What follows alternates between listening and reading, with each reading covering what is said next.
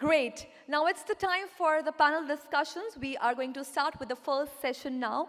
And the topic of this session is CXOS agenda in 2022. What retail leaders must do differently to future-proof the retail and retail spaces for a digital age consumer. And to moderate this session, I would like to invite Mr. Rajat Wahi, partner Deloitte. Let's welcome him with a huge round of applause. Mr. Rajat.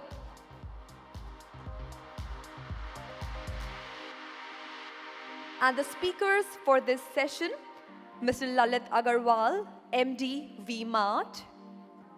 Let's welcome him with a huge round of applause. Mr. Vineet Gautam, CEO, Bestseller. Let's give him a huge round of applause. Mr. Amitabh Suri, CEO, USPA, Arvind Brands Limited. Round of applause. Mr. Harsh Bansal, co-founder, Unity Group and Vegas Malls. Let's welcome him.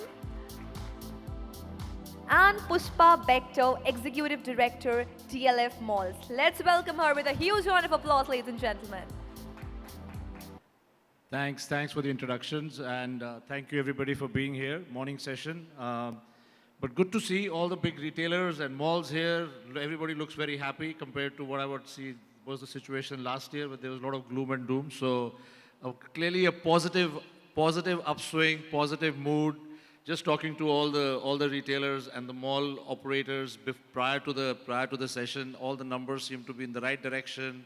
Footfalls are high, conversions are higher, ABVs are high. So on that note, I think we're going to just start, Pushpa, and I'll start with you. As we look at the future of malls, and we look at what we call mixed development. We also look at how malls are evolving in terms of the shopper experience and what they're trying to do in terms of being sort of like what the earlier gentleman was saying, future ready, to be able to create the environment. So maybe we could just start with that, and I'll come to everybody with your thoughts on this.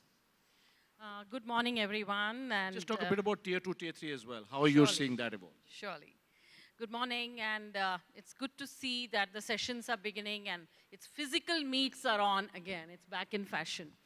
Well, I can tell you this, that malls, we all have reinvented the way we look at organized retail in COVID times and post-COVID, most importantly. How has the behavior changed? So let's come to one thing which is very clear.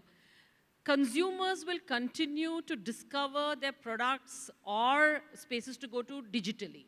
And then they will choose the physical aspect, but the discoverability is definitely going to be one consumer change that will sustain.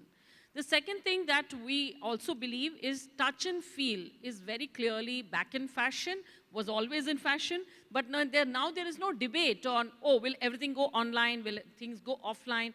That debate is put to rest. We know that physical retail has a space, a very strong space in the organized retailing space.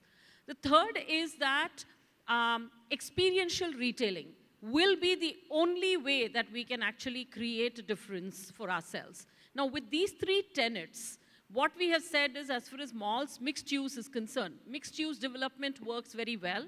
We in DLF, for example, and I'm seeing across the board in tier 2, tier 3 cities also, people are looking at mixed use development where retail is getting enmeshed with hotel or with offices, because again, it is convenience, an answer to convenience, as well as an answer to a lifestyle proposition. You're packaging two elements together or three elements together, and home is your third space. The other thing that is getting very much back in fashion that we ourselves are launching are the plazas. The plazas are really, when there are large townships, tier 2, tier 3 cities equally have these large townships.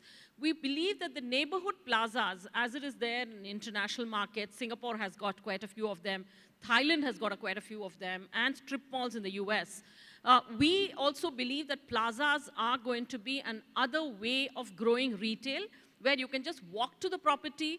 There are conveniences, services, great restaurants available, and you can just walk in with your Hawaii chappal. And, those kind of properties will really be our answer to online retailing, because it's answering two things: logistical convenience and the fact that it's also giving services which is high on interaction with people, which obviously online retailing can never give. The third aspect that I'd like to say is that the city center malls will remain to be very, very active as a proposition of growth. We are growing city center malls in Goa. We just did Avenue. We believe that these will be lifestyle spaces where the young come in, their culture will be high, and the space will be one which will resonate with what that city stands for. Then last but not the least is, of course, the destinational malls. Now, destinational malls are anything which is defined as 2 million and more. Now, those are very high on capex, and with the big construction cost these days, it's not going to be very high in terms of volumes. I don't see too many developers having the metal to create more destinational malls, other than, yes, Mr. Ruya's there, we are there. We all do create destination malls, but it's not going to be, 10 destination malls. It would be maybe 2. Mall of India is one example. Now we are looking at another mall called Downtown Gurgaon, which will be clearly up, yes, the Resistance. It's 2.5 million square feet, and we are beginning design for them. So I think this really is the way they are, and even our downtown destinational malls will be a mixed-use development. It will have hotels, it will have offices, and out of that 11 million square feet play, 2.5 million square feet would be the mall space. So we will have catchment which is within. We'll have catchment from Gurgaon and a 30-minute radius, as well as catchment of tourists. But it can't be just one stay for it to sustain. Thanks, Pushpa. Lots of interesting points about, about city center malls, also creating new malls in tier 2, tier 3 cities. Vineet, coming to you, just talk a bit about, from a brand perspective, how do you see that? And what do you see as the evolution now? Do you see more and more of plazas driving footfalls to you and high streets? Do you see a mix in terms of going into malls or into multi-brand retail outlets? Where do you see that play out, and how do you see the future? See, our segment on which we operate is mass premium. For us, wherever the consumer is, we need to be there. So our consumer is not waiting for a packet to arrive 48 hours later or 72 hours later. Either they want it in the next 4 hours. So for us, a very, very clear thing is, wherever the consumer is, we're going to be there. So it's just not from a retail perspective. It's an overall strategy from our side. So we do shopping centers. We also do high streets. We also will love to do the plaza centers. Like I was saying, there's an IKEA that has opened in Bombay, which is like a neighborhood IKEA. And there's a small space there, and we open a multi-brand 4,000 square feet store. And it gets immense footfall, because there you don't have to park, walk down, explore much. Consumer knows what to do. And while they come for IKEA, they also shop around. So that also is very, very relevant for us. The other part where we also ensure that we are where the consumer is when we work with department stores. We are with almost every department store. We are with every multi-brand outlet. We have also entered distribution. Now we're going to be in every mom and pop shop that is available. So I think the consumer today, there are different sets of consumer. There are consumer who's coming to a retail store for engagement. There's a consumer who's going to the plazas to just have a transaction. And then there are other consumers who start to explore your brands to the multi-brand stores or the department stores, and then they start to grow the value chain. I was sharing with you, we now do sub-brands with Reliance Friends for that sake, because the consumer starts from there and then starts to grow over the brand, and as his journey of, I will say, his lifestyle changes, he also associates with the brand accordingly. So the intent for us is wherever consumer wants, whichever category in the lifestyle segment, we need to be relevant to it. For sure, the large centers make more sense. The throughputs are far better. The cost of operating becomes better. But I think the plazas are going to be a new part of retail, and I think the only thing is India shopping is still not, it's not a transaction.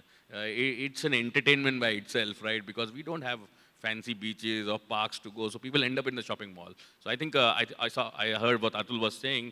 So what they're trying to create is replicate those inside a shopping mall, and I think it will draw a lot more consumers. which is good for retailers. I think this mixed use makes sense because there's a hotel, so the customers sometimes when they are free, they also come down to the shopping mall. I was in the Leela the other day and we saw that also at Gurgaon. So I think from an ecosystem, it makes real sense. Commercial models will have to be looked at, figured out, because every model will have its own commercial sense to it, because some will be very high conversion stores, some will be very high traffic stores. So everything has to be looked in and figured out, but more the merrier for a retailer like us. Absolutely. I think the main thing is to understand the shopper journey and see where does the shopper want to shop on that particular day. Are they going for a... Also, I think also from a fulfillment perspective on online, these stores are going to become very, very relevant. Customer buys online, but they come down to the store. That is another possibility to sell. Globally, we see this as a very, very, at least 20% of our consumers who come to pick the packets end up buying, which is fantastic, right? In the normal customer flow in the mall, you don't get to convert 20% today. But that customer is already high intent with the brand. And hence, that customer should not be treated as online ka customer aa gaya. He's a customer, he comes and shops with us. When he comes to the mall, he also uses the parking, the coffee shop. So I think it needs to be a full holistic approach. This Omni is for everyone. It's just not for a retailer, I think for everyone. So I think that's going to become a very big part. So that's the click and collect model you're talking about, mostly. Yes, click and collect, return to the store. Which creates... whatever, yeah. Okay, and I think some great points there, especially around, being where the shopper is, because we also, all of us try and segregate these malls into, but when the consumer wants to buy something, if it's a very urgent need, they will go to the neighborhood store. If you have a lot of indulgence time, you go to a mall. If you're looking at something which is like, instant and you want to basically order in 2 days time. So I think it depends on where the shopper is on their mindset. So Lalit, coming to you, you're the specialist in tier 2, tier 3 cities. You're very much focused in that part of the world. How do you see that environment changing? Do you see more and more plaza-type stores opening up there? Because in tier 2, tier 3 cities, the shopping center and the number of large malls, etc., are still less, few and far between. How do you see that changing, and how are you guys adapting to that? Yeah, hi, good morning, everyone. Very, very interesting discussion. And what I heard from Pushpa and then, what Gautam also said when he said, I think the world is coming back to the original place where the bazaar was.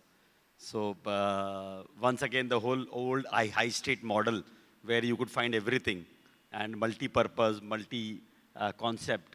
And that's what I think has been the key to the primarily the consumer who is below a certain line, and the aspirational consumer, the middle income consumer, the lower middle income consumer, especially people who live in small town and where they come even from villages and smaller towns of the district to shop to their nearest city. So I think all of these places, convenience is the most important thing. And wherever and whatever way we are able to create that kind of convenience, definitely more and more individual transportations are being used. People do look forward to a convenient place to park their vehicles, to have their place where they could stand and roam around. So it's not that going to be the old kind of bazaar where you don't have those parking space and all. People do want those kind of facilities, but yeah, definitely malls has not been, I've not seen in smaller towns, mall have attracted a lot of those kind of footfall still. And people have moved out even in COVID times. People will come back because definitely our weather conditions are such that during summer days, once again, malls are going to be an attraction center where people will want to go in, flaunt, move around, and then also do shopping and window shopping, both, and entertainment. What Vinith also said, people do come for entertainment, and we don't have too many entertainment places. But in small town, what we have seen, our stores are considered entertainment centers. They are considered outing centers. They are considered as outing centers for family.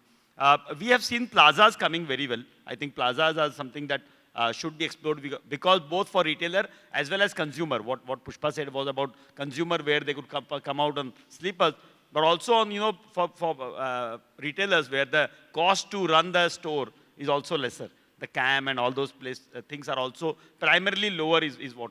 So I do believe high street, main street, convenience nearer to the locality where people live is very important, because what we experienced in one of the city called Lucknow. So Lucknow, we had like 5 years back, we had 2 stores, and now we've got 22 stores. So what we understood and what we gathered out of Lucknow is, people, closer we go to the customer's residence, the more response we get. And closer we go and we get more response. We don't need a market there. We create a market.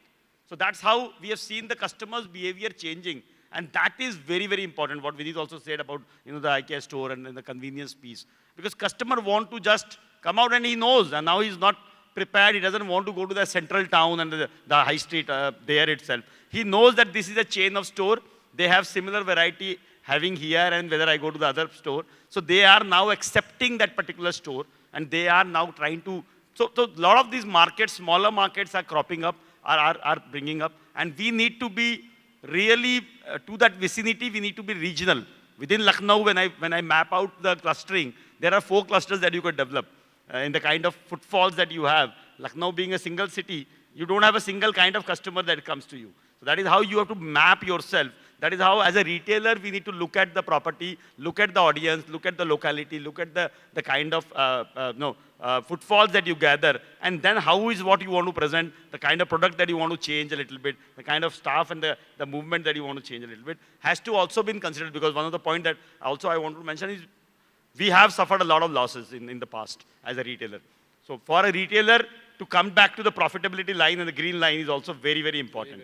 And we need to always look forward to that how do we generate higher profitability? How do we look forward to a lower cost, which includes rental and other costs, and get back to the normal productivity, which is the sales per square feet, billing per customer, value per customer, because the customers has moved both to the online space, and some of the organized players have also ramped up very aggressively. So there is a higher competition which is also there. Absolutely. So we can't leave aside both the facts that the penetration of organized retail has also been deepening, but the economic condition of the customer has gone down.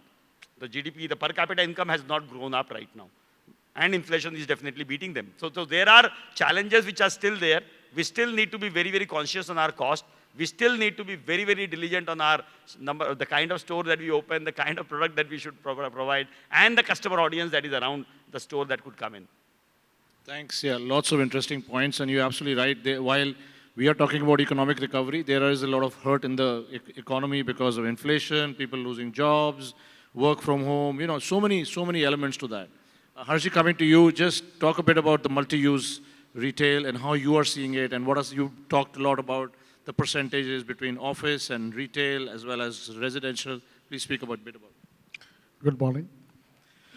I will say for big cities like Delhi, mixed use is the right word, because in Delhi particular, or maybe the big city, the infrastructure is very costly. And what we have observed that in the malls, you can say rush or footfall on the weekend versus weekdays is very different.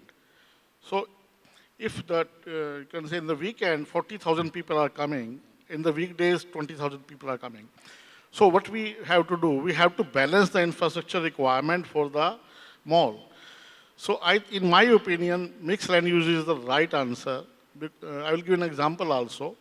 Like in our Vegas mall, we have around 500,000 square feet of retail with around 200,000 square feet of A-grade office space and around 170 key of business hotel.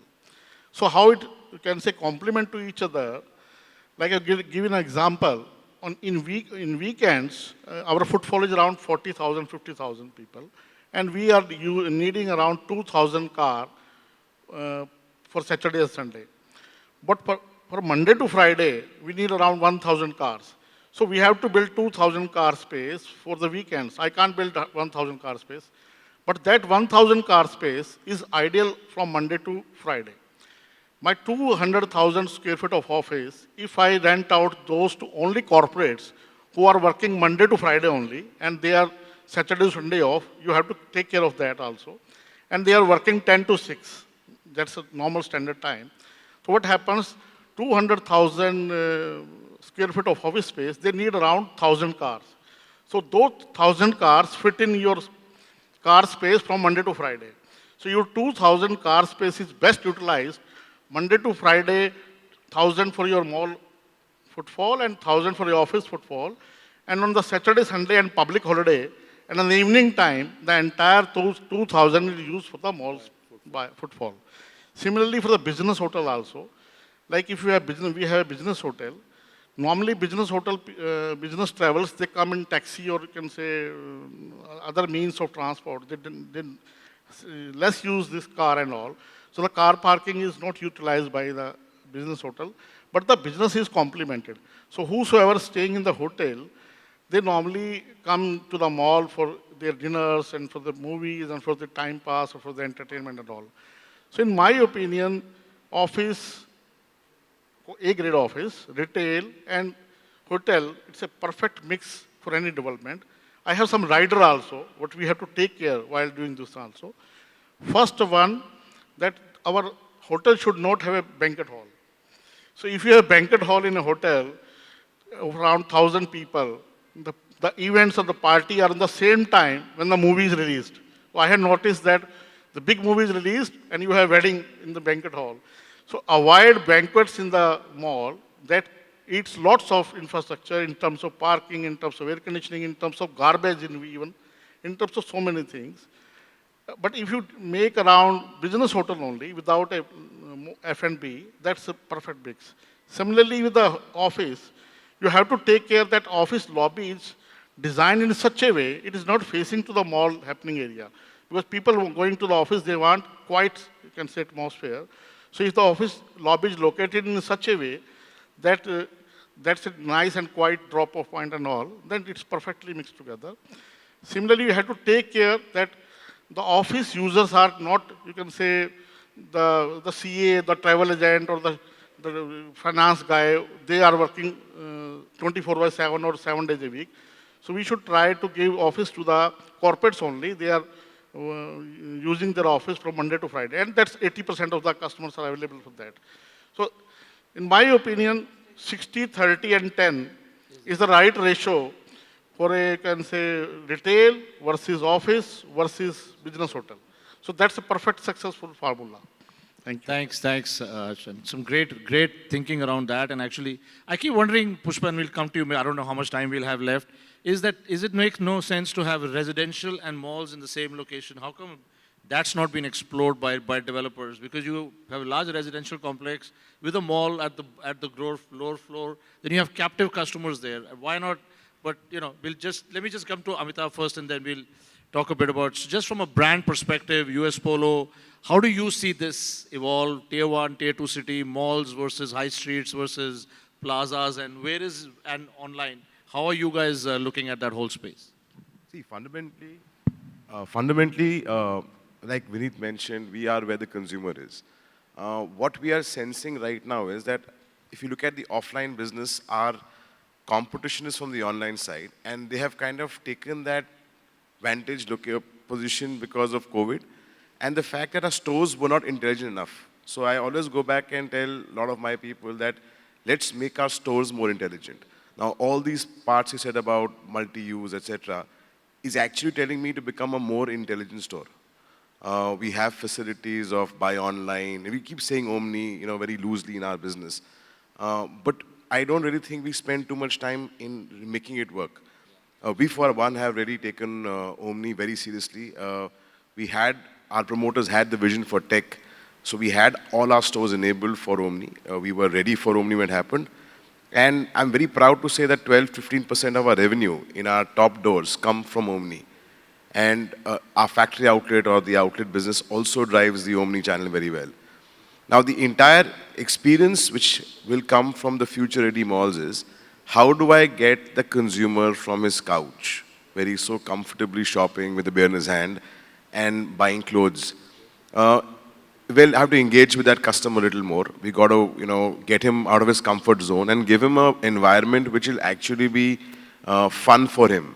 Again, we mentioned some time back that for the Indian consumer, shopping is an outlet. It's a vent. It's where you go out, you watch a movie, you buy clothes for somebody in the family, you buy clothes for a wedding. So it's it's an occasion for celebration. Now, if we keep enhancing the experience from just convenience, we will win the battle, because the convenience battle is won on the online side. We've got to go experiential. So I agree with Mr. Ruya's earlier remarks and what Pushpa mentioned about creating these interesting retail models, call it a plaza, call it a center for, office stroke retail, stroke something else. But inherently, we're actually trying to make a magic mix for the consumer to pull him out of his comfort zone, bring him back to physical retail. And if the store there is intelligent enough to handle his requirements, then it's going to be a win-win. So it just can't be the malls doing all the heavy lifting and we stores continue to operate in the old-fashioned way. If we don't start being smart about the inventory we keep, the product mix we evolve with, and try and understand what exactly the consumer wants. And we've got tools today. It's just that some of us don't really use too much of it. Yeah, and I think that's a big issue. Now we keep talking about omni and talking about analytics, but I just see so few brands really dive into that. When you walk into a store, most of the retail staff is only interested in selling to you. They don't want to understand what you bought before, how your experience was. So part of that, we talk about sort of business information and talk about a lot of the BI today. But I think that basic information still continues to be missed out. Like you said, make the stores intelligent. So a really good point around that. That's about it for this. So I have no idea how much time there is because we're supposed to have more time. So I'll just come back to you, Pushpa, and maybe a quick round from you guys. Just as you look forward to the post-COVID world and shopper experience changing, just what are the top 2-3 things that come to your mind in terms of, the next 3 years, 2 or 3 years? I think one top thing is that we started this trend that is fabulous food and beverage. That really sets the tone and the mood for the particular project. And this I can say, plazas will have one type, city center will have another, destination will have a third, but great food and beverage will give that experience element to retailing in a far more intrinsic fashion, will get people more. We in India, in Asia, we like to do things as communities. We like to go shop together as families or friends or, along with your partner. So it's always, it's not a singular experience as the West is. So we know that food and beverage is a complementary thing. And we in DLF, and I personally, spearheaded, we have around 200 unique brands now across our portfolio, all well curated, each one of them, because we believe that that's what gives your weekend that special tinge. The second thing that's very important is within retail, how do we make the retail experience to be much more online, everything is available, but how do you make it much more experiential within the store? That would become a very important element, which I've been urging all my retail partners to do. So be it the trial room. What is a pain point in online shopping?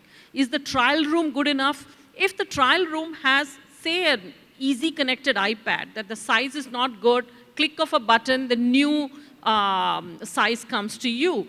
It will be so much easier. You will get much more throughput, simple solutions of that nature, solutions of the nature that how do you get, like it happens in the US, etc., your best picks are always changing. What do they do in online? So the best top 10 picks, which are always changing, that needs to be highlighted in a very, very dramatic fashion. So simple things like this on how do you create the store experience to be different will set the trend.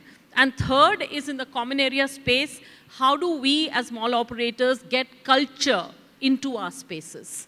And that culture could be city culture, it could be national culture, whatever it is that goes with the positioning of the project, but the culture into the space. We, for example, in Avenue, we've created a space called Live at Avenue, which just hosts events. And we get 4,000 people on a Friday or a Saturday or a Sunday just experiencing that event. With that, what happens is even the F&B does very well. So those complementary elements will be the way that we will go forward, because people are, after 2 years of just sitting indoors, working maybe or doing whatever, but they are wondering, what is life about? Everyone, as I say, have gone through their life's P&L in these 2 years across the world. So we need to give them that reason, that charm to experience. Thanks. Some good points around convenience, entertainment, and also in terms of just making the whole journey better. We need to just talk a bit about what you've done with Metaverse, just as a new play, something interesting. Maybe just quickly, if you just talk about that as a new shopper experience. So I think I'll come to how you started the first question and Pushpa also. I think Pushpa's bang on. March 23, you will see those trial rooms in our stores. I can promise that. But it requires tech. Because see, the challenge in everything is that it requires technology. Someone said about recognizing the customer. Identifying customer having privacy challenges is a very large challenge. You can do it. I saw this smart videos before, but there are privacy challenges. As responsible brands, we can't do many things that we can actually, technology allows us to do. So we, like recognizing consumer through his social media is very easy. But it's, okay, we have the European Union rules which we follow. We can't just do it. So there are challenges to it. Maybe someone can do it, we can't do it. But I'll say 2-3 things, and also because it's shopping center related. One is, I think, 2 things that have changed in consumer mindset is space. The requirement of space. Today, customers don't want to go to smaller stores. We are seeing this as a very large trend. Same market, similar markets, smaller store struggles, a larger store does better. Customers, after a while, if they see too many consumers in the store, they don't want to step in. So I think brands and malls will have to relook at the structure and the size of what is the right size. We have started to open bigger stores. We're seeing this trend globally. I think these 2 years, this space has got set in our mind that it needs more space. I don't want to be rubbing shoulder next to each other. This is psychologically changed forever in our minds. I don't know how many years it will take to go back, but it is changed. So I think that people need to relook at it, and that will also means how do we manage costs? Because bigger stores, productivity can go down, rents can go up, so we have to all run healthy businesses so that. The other is, I think, there's a huge demand in Tier 2, Tier 3, Tier 4 that we are seeing, which I think not many developers are going in. Everyone wants to open 10 more stores in Pune or Bangalore or Delhi, which is fine with us, but look at the opportunity outside. I understand capital and stuff, but these are markets where growth are going to be far larger, far higher, because there we don't have pressures of discount. They just don't have exposure. And that is what online has actually banged on. The majority of our business on online today, maybe I think 65-70% comes from markets where we don't operate or we don't have the ability to operate. So I think Lalitji also said, I think something that the developer community will have to think, yes, you need a balance. I understand that. But all top 20 cities only getting shopping malls, what's life beyond that? Right, so my humble request there is that. The other is, I think the stores need to become more experiential, and we need to figure out how do we bring more technology. So this metaverse has started now, but we started something 2.5 years back, where we did not do a digital asset, but it's a store which is AR, VR enabled. You can shop actual garments from it. Because I think our consumer is also very young. It's called Jack and Jones Unmatched Studio. So you can actually pick products out of it. Being inside that, you can customize that. It's more experiential. We do it in our larger stores. We do more engagement with our consumers, because end of the day, every store will have to be defined what it is intent is for, right? If I have a 3,500 square feet store, just transactions will not be enough to sustain that store. So you will need to bring some more experiences of such which you engage. Like she said, why do I need to step out of the trial room, right? It is definitely, today with RFID, it's actually very, very easy. Obviously, someone has to think through this, the tech needs to be enabled. So I think those are a few things that we are doing. And the other part, I think, is how do we overall improve the infrastructure of malls?